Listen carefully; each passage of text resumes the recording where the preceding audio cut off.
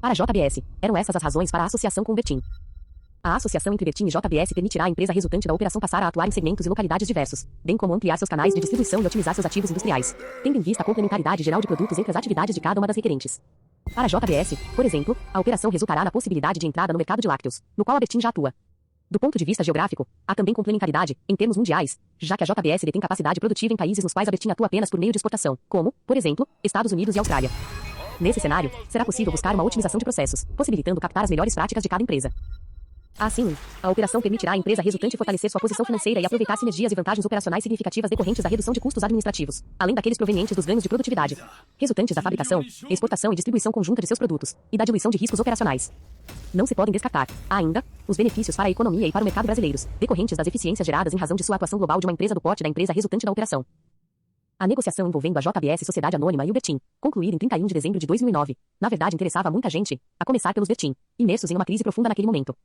Entretanto, não pode ser desconsiderado que o BNDES também tinha razões de sobra para torcer pelo sucesso da operação e dela ter participado ativamente, pois o banco, que detinha 26,92% do capital do Bertin menos os restantes 73,08% pertenciam à Abracol Holding Limitada, da família Bertin menos não queria correr o risco de ver o frigorífico entrar em processo falimentar.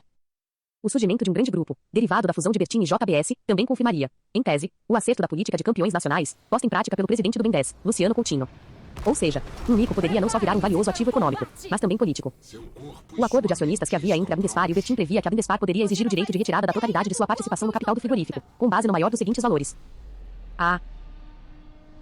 Valor patrimonial da ação apurado de acordo com o último balanço levantado pela companhia, atualizado pelo IGPM desde a data de encerramento do balanço até o mês anterior à data do efetivo pagamento. Sob esta hipótese, a participação da Bundesfar seria 1,02 bilhão de reais. B.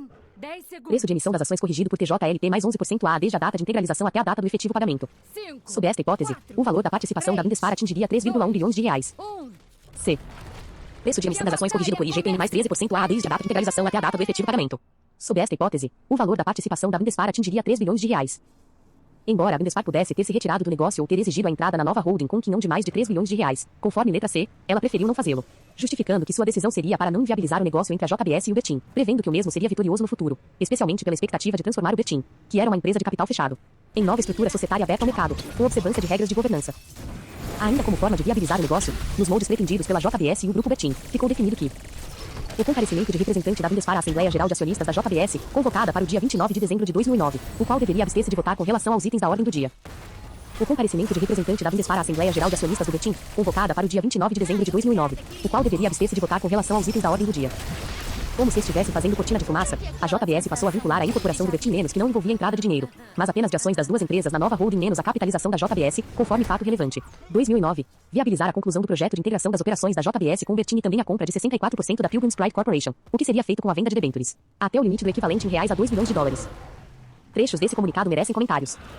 As debêntures que serão emitidas pela companhia, JBS Sociedade Anônima, constituem um instrumento de capitalização que a companhia considera adequado para sustentar sua estrutura de capital, na medida em que as debêntures jamais serão pagas em dinheiro pela companhia, mas serão, mandatoriamente, permutáveis por ações de emissão da JBS USA Holding Incorporated JBS USA, ou conversíveis em ações da companhia. Vírgula. Esse trecho em negrito, mais a indicação de que a companhia informa que está em fase adiantada de negociação com o investidor que pretende garantir a subscrição da totalidade das debêntures até o limite do valor em reais equivalente a 2 bilhões de dólares. Tudo retirado de fato relevante, 2009, mais o trecho a seguir. Nem a emissão das debêntures, nem a permuta das debêntures por ações de emissão da JBS USA ou a conversão das debêntures em ações da companhia, conforme caso, serão objeto de registro perante a Comissão de Valores Mobiliários, CVM, uma vez que as debêntures serão objeto de colocação privada, sem qualquer esforço de venda pública perante investidores. Ponto só poderia demonstrar que tudo já estava arranjado entre a JBS Sociedade Anônima e a Bundesfar, com a garantia do banco em comprar integralmente as debêntures, assumindo um investimento obrigatório, que começou a soar de forma muito negativa junto ao mercado, que via o governo no comando dessa operação com o intuito de salvar o Bertin, onde a Bundesfar era detentora de um investimento nada saudável, de 2,5 bilhões de reais. Em 29 de dezembro de 2009 foi feita a emissão de debêntures no valor total de 3.479.600.000 reais, equivalente a 2 bilhões de dólares. Capitalização essa que foi apoiada pela Bundesfar Participações Sociedade Anônima, Bundesfar, que assumia assim o compromisso firme de subscrição da totalidade das debêntures. Com efeito, a JBS divulgou, em 31 de dezembro de 2009, fato relevante, no qual comunicou ao mercado a conclusão do processo de incorporação do Bertin na nova holding e a compra do controle acionário da Pilgrim Sprite Corporation por 800 milhões de dólares. A nova holding era a FD Participações Sociedade Anônima, que, em 31 de dezembro de 2009, passou a deter 59,1% do capital da JBS Sociedade Anônima. Depois da fusão, a composição acionária do novo grupo ficou assim. Somente 9 meses depois, ou seja, em setembro de 2010, surgiam rumores de que a família Bertin pretendia acionar a justiça para tentar romper o acordo de fusão feito com a JBS Sociedade Anônima e vender as suas unidades produtivas. A motivação da família Bertin em querer romper o acordo estava na discordância quanto à avaliação feita, a mando da JBS, dos ativos aportados pelos Bertin na fusão e ao descumprimento de cláusulas do acordo, notadamente em relação à troca de ações entre as duas companhias. Pelo que foi ventilado, os irmãos Batista teriam exigido um aporte extra dos Bertin para que esses assegurassem a participação de 40% na nova companhia, prevista no acordo original, porém o grupo Bertin não quis se manifestar a respeito do assunto, passando à JBS a responsabilidade por dar informações sobre o caso. A JBS, por sua vez, garantiu não haver pendência com o Bertin e que o processo de fusão seguiria conforme o planejado. No dia 25 de novembro de 2010, o jornal O Estado de São Paulo publicou entrevista com o CEO Joesley Batista, que demonstrou imensa inquietação com as perguntas formuladas pelos jornalistas Raquel Landinho e Davi Piedlander, especialmente as três vinculadas à negociação para a compra do frigorífico Bertin. Perguntaram a ele, o Ben 10 foi muito criticado por emprestar dinheiro para os frigoríficos. Como o senhor conseguiu um relacionamento tão especial com o banco? Respondeu Joesley Batista, é óbvio que o Ben 10 é importante para a JBS, assim como o JP Morgan, o Bradesco. Sabe quanto o Bradesco tem de linha de crédito aqui? 2 milhões de dólares. O Bradesco me ajuda? Lógico, assim como eu ajudo o Bradesco. Ele me escolheu? Claro, me escolheu como cliente, assim como eu escolhi como banco. Passamos pela crise muito bem. Eu fui pessoalmente dizer ao Luciano Coutinho, Ben 10, ao Fábio Barbosa, presidente do Santander, ao Bradesco, senhores, não se preocupem conosco, cuidem de quem precisa. A próxima resposta de Joesley para a pergunta dos jornalistas é ainda mais interessante. Pergunta, o Ben 10 investiu muito dinheiro no Bertin, que depois entrou em dificuldade. É verdade que o banco pediu para vocês comprarem a empresa em troca do empréstimo para comprar a Pilgrims? O CEO da JBS foi taxativo. Existem essas histórias, mas se pedissem eu não comprava. Era sinal de que tinha um problema grande. Sabe o que ninguém lembra? É que o Bertin tinha 4 bilhões de reais de dívida com o Itaú, Bradesco, Santander, Banco do Brasil. Por que ninguém pergunta? O Bradesco pediu para você comprar? O Ben 10 tinha 2 bilhões de reais. O fato é que naquele momento ninguém tinha balanço para comprar o Bertin. Vírgula. Outra pergunta formulada, mas o empréstimo estava condicionado à compra do Bertin? Respondeu Joesley Batista, literalmente contradizendo o que foi dito anteriormente. Não, ia comprar a Pilgrims de qualquer jeito, já tinha um ano de negociação. Mas para fazer 2 aquisições ao mesmo tempo eu não tinha balanço. Quando o pessoal veio falar, eu disse que só tinha uma condição. Não ia parar o negócio com a Pilgrims para comprar o Bertin. Falei para o Ben 10, para os bancos, vocês vão ter que nos financiar. Vírgula. Entretanto, continuava a preocupação em torno dessa negociação. A Câmara dos Deputados apresentou, em novembro de 2010, relatório da Subcomissão Permanente para acompanhar o processo de fusão da JBS e o Bertin, onde relatou 2 preocupações principais com o processo em curso: a concentração de poder para definir preços aos fornecedores de animais e insumos, além da possibilidade de fechamento de unidades compradas e a consequente redução de postos de trabalho. Já a Secretaria de Acompanhamento Econômico, SEAI, do Ministério da Fazenda, concluiu, no dia 29 de abril de 2011, a análise dos efeitos da fusão entre a JBS e o Bertin, tendo aprovado a operação com algumas ressalvas. A Secretaria recomendou a aprovação da fusão, mas, por causa do risco de monopólio nesses locais, recomendou que fosse condicionada à alienação de plantas frigoríficas, correspondente à participação de mercado da empresa Bertin no ano de 2009, nos 2 estados. Somente no dia 17 de abril de 2013 o CADI aprovou a aquisição. Veja que não se fala mais aqui de fusão, do frigorífico Bertin pela JBS. Em sua decisão, o CADI exigiu que fosse feito o monitoramento das condições do mercado. O então diretor executivo de assuntos jurídicos e corporativos da JBS, Francisco de Assis e Silva, ressaltou que, além da compra do Bertin, o CADI também havia aprovado a aquisição de 11 frigoríficos em operações menores realizadas pela JBS. Mesmo se falando, ainda de forma esparsa, que a JBS havia comprado o Bertin, inclusive aceito pelo CADI, a estrutura societária oficial da JBS ainda mantinha o Felipe Pinheiros como acionista, assim como a Blast Holdings e a Tinto Holding, como se fossem representantes do Bertin. E foi por isso que, no dia 25 de novembro de 2014, o Tribunal de Justiça de São Paulo, confirmando decisão de primeira instância de julho daquele mesmo ano, determinou a penhora do equivalente a 700 milhões de reais do que o Bertin tinha como participação na JBS Sociedade Anônima, para garantir o pagamento de uma dívida de 500 milhões de reais que o grupo Bertin tinha com a empresa Mitarejo Empreendimentos e Participações Limitada, e sócia na empresa MC2, com atuação no setor de energia. Em seu relatório, a juíza doutora Maria Rita Dias, da 30ª Vara Civil da Comarca de São Paulo, apontou que os autores da referida ação acusavam a Eber Participações e os irmãos Bertin de promoverem a segregação patrimonial da participação que detinham na JBS Sociedade Anônima, e que eles faziam uso disfuncional de personalidade jurídica e de fraude a credores com o intuito de blindagem patrimonial, diante da constatação quanto à sua crescente dificuldade econômica de fazer frente às suas obrigações. Não vamos aqui analisar esse processo, mas transcrever parte dele para demonstrar o que era público, àquela época, sobre a participação dos Bertin na JBS Sociedade Anônima, conforme consta dos autos e relatado pela juíza Maria Rita Dias, especialmente ao que se refere à suposta blindagem de patrimônio, com a segregação e isolamento de ativos, consistindo, segundo os autores da ação de arresto e transferências de ativos entre sociedades do grupo com o intuito de segregar o ativo mais relevante que a Eber tinha menos participação na JBS Sociedade Anônima menos com o objetivo de protegê-lo de futuras execuções, esvaziando o patrimônio. A indicação de folhas referidas do processo também foi retirada para facilitar a leitura, já que o trecho, destacado do processo, é um tanto longo. Os autores defenderam na ação que a Eber era a holding dos Bertin, que detinha a participação remanescente na JBS Sociedade Anônima, e que tinha 99% do capital social da Tinto Holding Limitada, antiga Bracol Holding Limitada, a qual, por sua vez, detinha 34,21% do capital social da Bertin Fundo de Investimentos em Participações. E esta, por sua vez, detinha 48,51% do capital social da FB Participações SA. E esta, por derradeiro, era controladora da JBS Sociedade Anônima com 54,52% de participação no capital social da companhia. Veja o tamanho do imbróglio.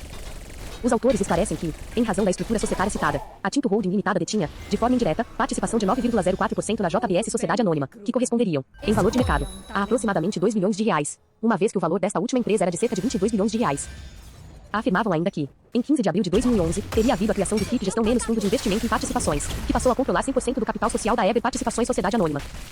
em razão da criação do referido fundo. As holdings pessoais e, indiretamente, as pessoas físicas dos irmãos Bertin passaram a deter cotas de 16,7% cada uma no FII de gestão, e este, por sua vez, controlava 100% do capital social da Eber. E, indiretamente, a participação de 9,04% na JBS Sociedade Anônima. Os autores ponderaram que o objetivo da referida medida seria blindar o patrimônio pessoal dos irmãos Bertin, em razão da prática de layering, ou seja, sobrepondo camadas societárias, em especial, recorrente à forma de fundo de investimentos em participações, que não é comumente atingida pela jurisprudência, em razão da desconsideração de personalidade jurídica. Os autores acusaram os irmãos Bertin de ensaiarem transferir, da Tinto Holding Limitada, a participação detida na JBS Sociedade Anônima para as holdings pessoais, em atos societários realizados em 29 de junho de 2011. Isso porque, em tal data, houve Assembleia Geral Extraordinária da Eber Participações Sociedade Anônima, na qual foi deliberado que haveria conversão das ações detidas pelas holdings pessoais, de ordinárias para preferenciais, com seu resgate e entrega. Em contrapartida dos seguintes ativos, todas as cotas da Tinto Holding Limitada e créditos detidos pela Eber Participações Sociedade Anônima. Foi afirmado na ocasião que o propósito de tal estratégia societária da família Bertin era apenas transferir, para as holdings pessoais, sua participação na JBS Sociedade Anônima, detida, indiretamente, pela Tinto Holding Limitada.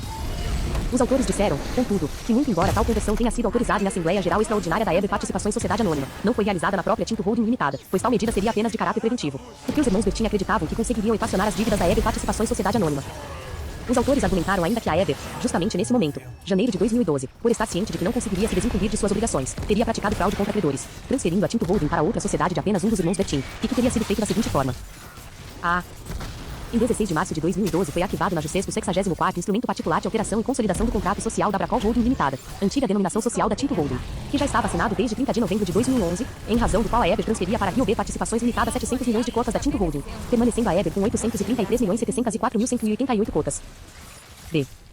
Em 17 de abril de 2012 foi arquivado na JuSesco o 65º Instrumento Particular de Alteração e Consolidação do Contrato Social da Bracol Holding Limitada, antiga denominação social da Tinto Holding, que já estava assinado desde 28 de dezembro de 2011, por meio do qual a Eber cedia suas 833.704.188 cotas para a Rio B Participações, retirando-se da sociedade. Os autores esclareceram que a Rio B Participações Limitada seria controlada 99% por Natalino Bertin. Os autores afirmaram que tais contratos eram todos de gaveta e que apenas estariam aguardando as definições das suas negociações em relação ao contrato que fundamentava as execuções em trâmite perante o juízo. Destacaram ainda que, corroborando esse entendimento, o fato de, muito embora terem datas pretéritas, todas anteriores ao primeiro registro em 2012, a Eber optou por registrá-las com 30 dias de espaçamento para conferir falsa aparência de regularidade, ou, alternativamente, para praticar a fraude da forma que melhor lhe conviesse, ou seja, preservando 50% ou 100% da participação indireta detida pelos irmãos Bertin na JBS Sociedade Anônima. Os autores acusaram ainda os irmãos Bertin de enviarem para o exterior um pedaço relevante de seus ativos, em operações feitas com a sociedade Offshore Blast Holdings LLC, cuja sede se encontraria em casa de beira de estrada de Delaware, Estados Unidos da América, paraíso fiscal, constituído em 16 de dezembro de 2009, 8 dias antes de lhe transferirem ativos do grupo Bertin. Os autores esclareceram ainda que a Blast Holdings era detida pelas sociedades as Commonwealth e Lighthouse Capital Insurance Company, cada qual com 50%, ambas offshore com ações ao portador, também situadas em paraísos fiscais, em Porto Rico e Ilhas Caimã, respectivamente. Alegaram que tais empresas seriam seguradoras que teriam comprado 65,79% do FII Bertin.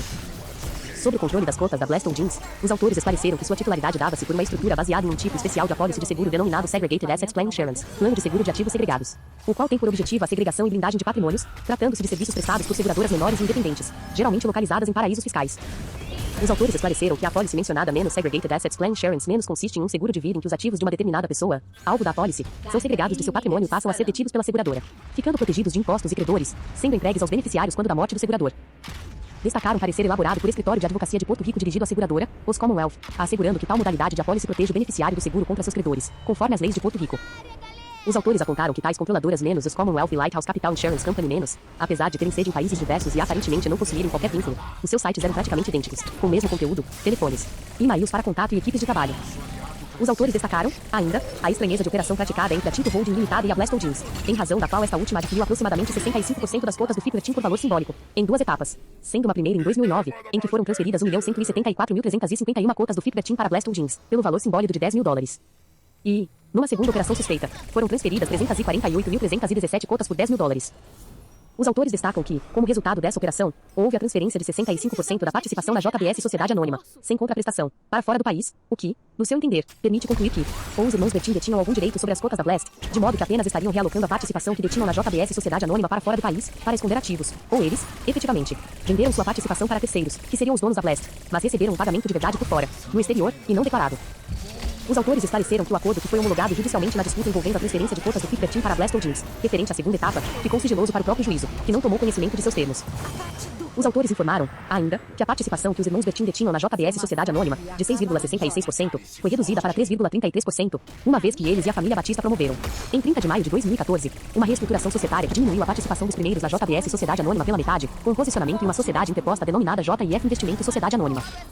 Alegaram que o FIP Bertin, que detinha participação direta na FD Participações Sociedade Anônima, passou a deter 24,7% na JIF Investimentos, que detinha então 99% das ações da FD Participações Sociedade Anônima. Os autores destacaram ainda que tal participação já foi feita dentro da estrutura societária resultante das manobras adotadas, em que o FIP Bertin era controlado. Diante de uma operação de tal complexidade, não dá para acreditar que tudo não tenha sido arquitetado com participação da própria JBS Sociedade Anônima e até mesmo do BNDES. E tudo parece um roteiro, pretensamente bem elaborado, como de uma novela que, a cada dia, deixa um suspense no ar. Não parece?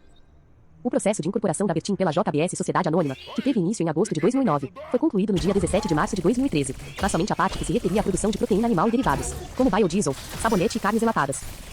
A jornalista Mônica Bergamo, em sua coluna do jornal Folha de São Paulo, do dia 8 de maio de 2013, publicou nota sobre o envio a Joesley Batista, pela família Bertin, de uma notificação, pela qual informou da disposição em adotar medidas legais com relação à incorporação da Bertin pela JBS Sociedade Anônima, já que se considerava em prejuízo por ter, 3 anos depois, menor participação do que a estipulada na época da negociação para a fusão dos dois grupos frigoríficos. É comentado pela jornalista que os dois grupos tentavam negociar para evitar que esse questionamento passasse para a esfera judicial. Bergamo voltou a falar sobre o imbróglio envolvendo a Bertin e a JBS Sociedade Anônima, dessa vez para informar que a família Bertin, insatisfeita com sua situação acionária no grupo JBS, teria afastado Natalino Bertin das negociações, que fora, desde 2010, o interlocutor da família. Em seu lugar, para negociar com os representantes da JBS, foi designado Reinaldo Bertin. Entretanto, ou continuando o roteiro, no dia 10 de junho de 2013, a Tinto Holding, da família Bertin, entrou na justiça com uma ação cautelar, em que fazia graves acusações contra a JIF Participações Sociedade Anônima. Segundo os termos da referida ação cautelar, 348,3 mil cotas do FIP Bertin, holding pela qual a família participava da JBS, teriam sido desviadas de forma criminosa para uma empresa com sede no estado de Delaware. Nos Estados Unidos, a Blast LLC, e que tal empresa seria da JIF Participações Sociedade Anônima.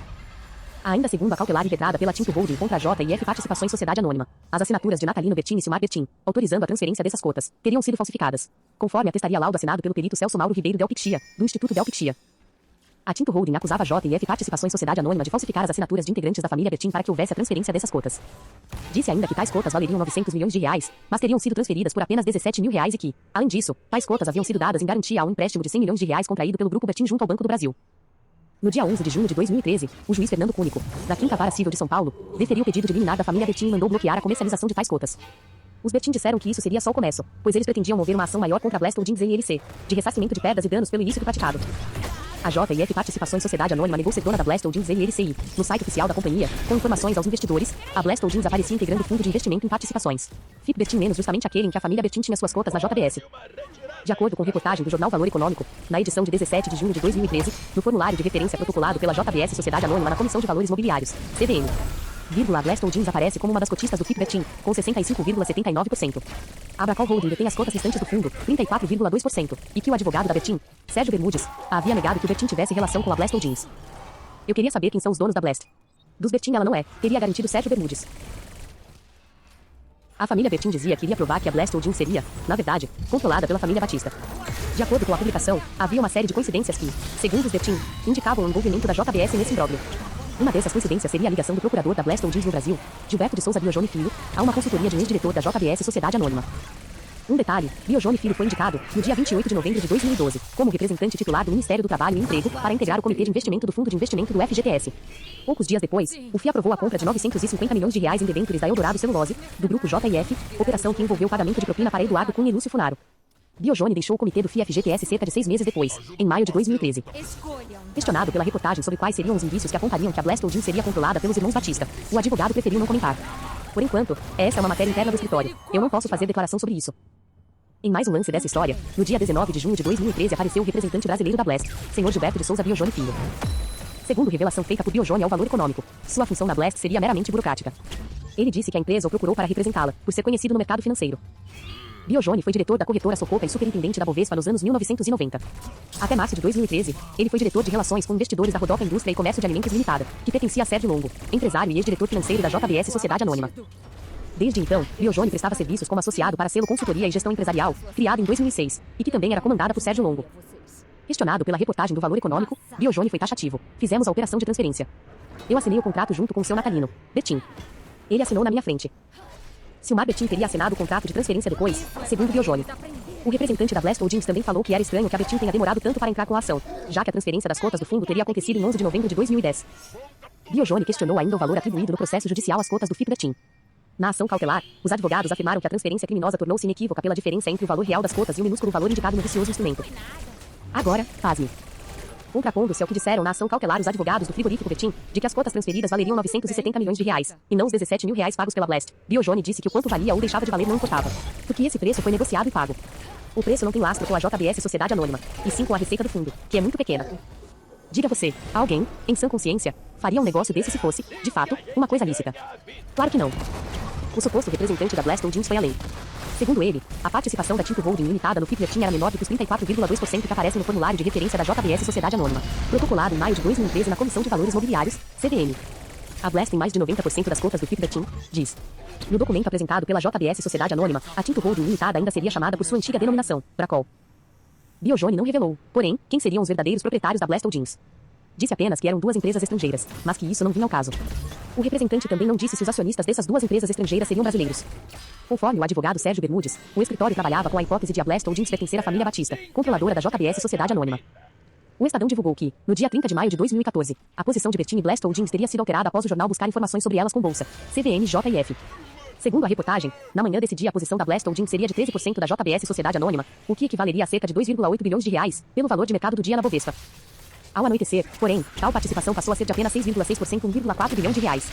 O jornal ainda informou que o mesmo movimento teria ocorrido com Betim, caindo sua participação para a metade do que tinha na manhã, mas que teriam ganhado pequenas fatias de outras empresas do grupo JF, inclusive na Eldorado Brasil Celulose e Papelaria.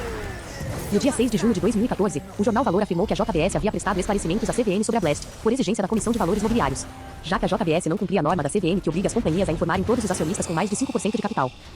A JBS Sociedade Anônima, em face disso, informou que a Blast Holdings era controlada por duas companhias, a Lighthouse Capital Insurance Company, com sede nas Ilhas Caimã, e a US Commonwealth Life, com sede em Porto Rico.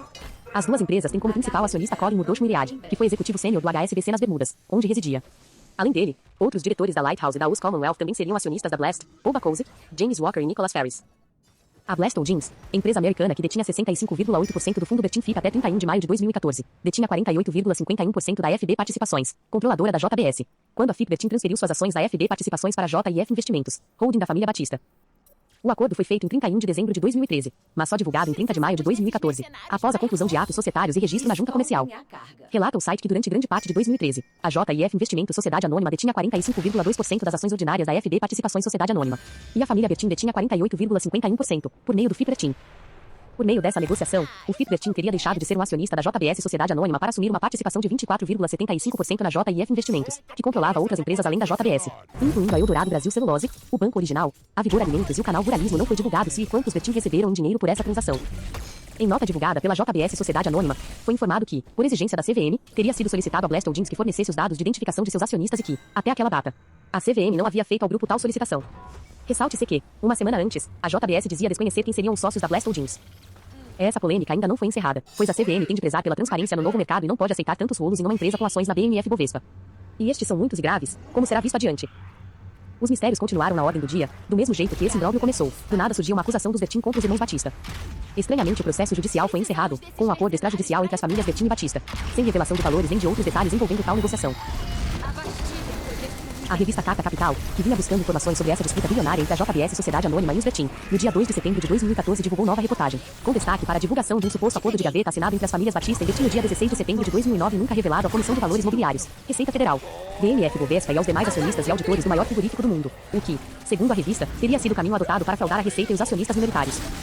Conforme evidenciou a revista, assinaram os papéis 3 representantes dos Betim, Silmar, Fernando e Natalino, e 2 dos Batista, José Batista Sobrinho, o patriarca, e Joisley Mendonça Batista, presidente da JIF, holding controladora dos negócios da família. Além deles, também assinaram o acordo os representantes do administrador do ZNF, um fundo de participação dos fundadores da JBS. Segundo o documento divulgado pela revista Carta Capital, os representantes da família Betim se comprometeram a repassar à JBS, família Batista, 12% da futura participação que teriam no controle da JBS Sociedade Anônima pelo valor de 750 milhões de reais, ficando cerca de 10% na empresa, enquanto os Batista controlariam perto de 38% e não 26%, segundo indicavam os termos da aquisição anunciados publicamente. Assim, o valor da empresa da família Betim não passaria de 1,5 bilhão de reais, nunca abaixo dos 12 bilhões de reais que valeria originalmente. Ainda segundo a revista, existiriam 2 itens fundamentais no anexo do acordo. O primeiro, e que determinava o preço, definia que os acionistas controladores Betim deverão ter mecanismo de liquidez para seus investimentos no valor de 750 milhões de reais, sendo que essa quantia poderia variar dependendo do tamanho da dívida a ser apurada por auditores contratados pela JBS. O item B do acordo, segundo a revista, definia claramente qual deveria ser a participação efetiva dos Bertin na nova empresa, não obstante o disposto no item 2 do acordo, imediatamente após a incorporação. Os acionistas controladores Bertin deverão deter uma quantidade de ações da nova holding que correspondem diretamente a 10% das ações do capital social. Questionou a carta capital, como essa operação, não comunicada ao mercado, apareceria na composição acionária da nova empresa? Relembrando, em 2010, concluída a aquisição, um fundo da família Bertin, criado no fim de 2009, passou a integrar a FB Participações, sociedade até então titular direta das ações dos irmãos Batista na JBS. O fundo, FIP Bertin, por sua vez, tinha outros dois acionistas, sendo a Bracol Holding Limitada, depois Tinto Holding Limitada, empresa dos Bertin, com 34,21%, e a Blast Holdings, que tinha 65,79%.